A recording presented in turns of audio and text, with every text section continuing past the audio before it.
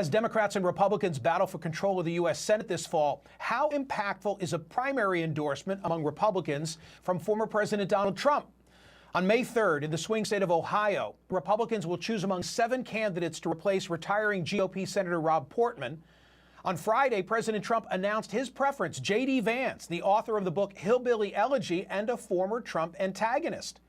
Despite the fact that, as Politico reported, more than 36 county GOP chair and state party Central Committee members banded together to sign a letter urging Trump not to endorse Vance, noting that he, quote, referred to your supporters as racists and proudly voted for Evan McMullin in 2016.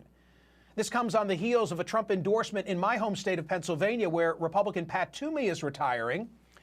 Trump endorsed Mehmet Oz for the primary here, which takes place on May 17. His statement read in part, Oz has lived with us through the screen and has always been popular, respected, and smart.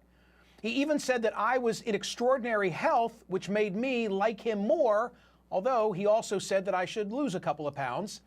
After Trump's original pick, Sean Parnell, dropped out of the race, Dr. Oz and hedge fund CEO Dave McCormick had been competing for Trump's endorsement. Both candidates traveled to Mar-a-Lago to kiss the ring. McCormick had been thought to have the inside track because he's married to former Trump Deputy National Security Advisor Dina Powell, and his campaign includes several Trump veterans, including Hope Hicks.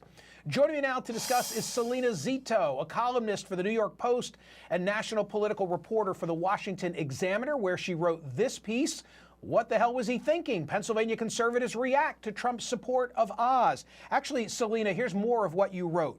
It was a decision that left many dedicated Trump supporters perplexed. Why did he choose someone who had not resonated with conservatives in such a key state on the Senate map? Who whispered in his ear that this was a good idea? Salena, he's like a moth to a flame, you know? He loves controversy, and the more you tell him not to do something, I'm convinced the odds are higher. That's exactly what he'll do. You're exactly right. And that is part of both of his appeal and part of why other people didn't like him in 2016 and 2020. So there's a lot to unpack with this endorsement and why Pennsylvania conservatives across the state, I mean, not all of them, but a lot of them were really upset about this choice. They actually thought that Trump was going to sit this one out. And his decision to endorse Oz, who hasn't really stuck with the primary voters. If people don't know this, in Pennsylvania, it's a closed primary, so Republicans have to register Republicans vote for Republican candidates and registered Democrats vote for Democrats. In Ohio yesterday, he endorsed J.D. Vance. Here's something J.D. Vance said in the past about Donald Trump. I'm a never Trump guy. I never liked him. And but I've noticed this willingness from people who think a lot like I do that, look, we told you so. To all these white working class voters, we told you so. We told you that Trump was going to be a terrible candidate. We told you that you were an idiot if you voted for him. The problem is, if you take that attitude of sort of gloating over Trump's defeat, then you're playing into the very thing that gave rise to Trump in the first place, which is a feeling that the elites think that they're smarter than you and just think you're a bunch of idiots. Salena, it's astounding. I guess if my glass is half full toward the former president, I would say he really is a forgiving guy. I mean, you're never dead to Trump. You can fall in and out of his orbit. Look, I think there's a nuance that people are missing. Trump received more votes in 2020 than he did in 2017. And that's because people change their minds. People change their minds all the time.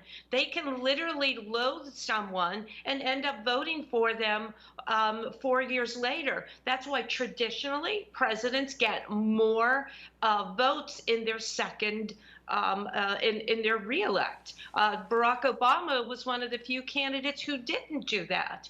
So I think that and the other nuance is there are voters, primary voters in Pennsylvania that are really mad that he did this. However, that does not mean they don't like him anymore. And it goes to that point where people always call Trump voters members of a cult. I think that proves that is not the case. They don't go in lockstep with everything that he does. If Dr. Oz loses here's what I hear you saying. If Dr. Oz loses the race and all of a sudden the world of punditry says, oh, what a major setback for Donald Trump, I hear Salena Zito saying, not really. His supporters will still be for him, even if they weren't on this pick.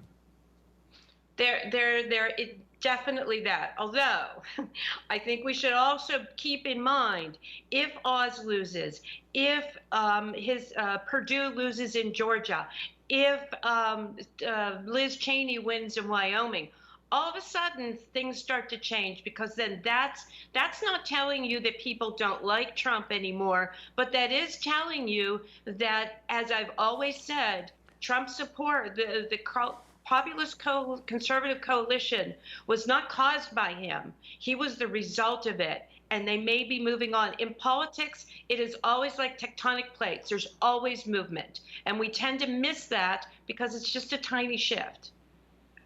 Salena Zito, the Trump whisperer. Happy Easter. Happy Easter. Thank you.